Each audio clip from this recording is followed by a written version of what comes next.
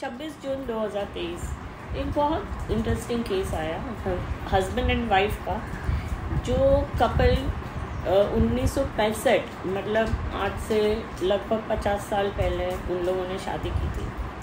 तो 2002 में ये डिस्प्यूट्स अराइज हुए और ये डिस्प्यूट क्या है, तो हस्बैंड ने एक इंजंक्शन सूट फाइल किया और उसमें वाइफ के सामने एलिगेशंस किए कि वो मेरी जो अक्वायर्ड प्रॉपर्टी है, मेरी कमाई से जो हम लोगों ने प्रॉपर्टी खरीदी है, वो सेल करने की कोशिश कर रही है। तो वाइफ ने सामने ये कहा कि वो जब अब्रॉड जाना था तभी उनकी पिताजी की एंसेस्ट्रल प्रॉपर्टी थी, वो बेच के उसको अब्रॉड भेजा था। वो जब भी अब्रॉड में कमा रहे थे तभी ये यहाँ पर एम्प्लॉयमेंट नहीं लिया, क्योंकि उसके पीछे उनकी फैमिली थी जिसका वाइफ ने ध्यान रखा। तो जज साहब ने क्या बोला, बहुत अच्छी तरह से बहुत सुंदर शब्दों में लिखा है कि जो पत्नी है वो होम मेकर है, मल्टीटास्किंग है, मैनेजर है, उनके पास ऑर्गेनाइजेशन का स्किल है, बजटिंग है, रनिंग मतलब जितना पैसा है उसमें से उसका घर चलाती है, वो कुक करती है, आपके बच्चों का ख्याल करती है, आपके पिताजी माताजी का ख्याल करती है और खुद का कुछ नहीं। फिर वो होम डॉक्टर है, कभी सर दुखा, पेट में दर्द हुआ तो वो अपनी होम रेमेडी से ही वो अच्छा करने की कोशिश करती है। वो इकोनॉमिस्ट भी है। तो इस तरह से जब कोई भी एक पत्नी अपना घर का देखभाल करती है तो और उसमें से जो पैसा बचता है, क्योंकि वो उसका काम है, वो उसकी फीस नहीं लेती।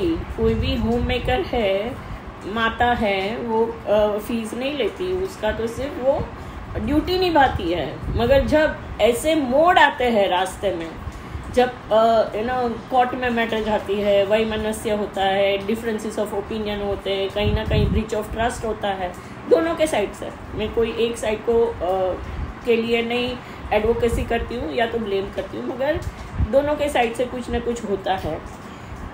तो पत्नी का राइट क्या है, तो जज साहब ने कहा है कि इतना सारा वो काम करती है और उसमें से जो पैसा बचता है कंट्रीब्यूशन करती है वो फैमिली का, और 24 घंटा आपके लिए अवेलेबल है, तो उसका पति की प्रॉपर्टी में बराबर का हिस्सा है, क्योंकि उसने बराबर से अपना धर्म निभाया है, अपना कंट्रीब्यूशन दिया है।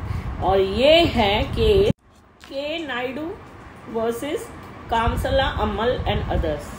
ये मद्रास हाई कोर्ट का जजमेंट है और शायद आगे जाएगा, मगर कंट्रीब्यूशन से वाइफ का इक्वल राइट होता है कि नहीं, वो तो आगे सुप्रीम कोर्ट ही डिसाइड करेगी। मगर ये जजमेंट मुझे बहुत पसंद आया, इसीलिए नहीं कि इक्वल राइट मिले हैं, मगर उसलिए कि जज साहब ने नारी का, स्त्री का, माँ का, माता का, बहनों का जो कंट्रीब्यूशन है फैमिली में, उसको एक आवाज़ दी है, एक वैल्यू दिया है।